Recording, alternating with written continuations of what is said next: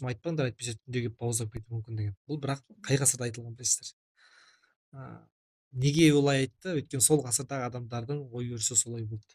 Төртуыл Шоқан өткенде бір жылқышыбай берген сұхбатында айтты ғой, қазақ әлі дін керек. Өйткені көп адамды қорқытып ұстау керек деп. Иә, қандай адамдарға дін керек? Қандай адамдарға қорқыту керек? Өз өзін басқара алмайтын, санасы әлі дамымаған адамдарға. Мен сөйтіп айтамын. Неге? Өйткені қазір камера қойып өз жалғыз өзін тастап кетсең, ол менің соткамды алмауы мүмкін, ұялы телефонымды. Егер камераны алып тастаса, ол телефонды алса, демек ол ең опасный адам деп айтамын. А егер камера жоқ болса, ол сотканы алмаса, ол саналы адам. Сондықтан мен қазір дінсіз қоғам ретінде Ұлыбританияны алсақ болады, қазір 80%-нан астамы дінсіздер. Дания, Норвегия, Швеция, Нидерланды 70-80% ешқандай дін ұстанбайды.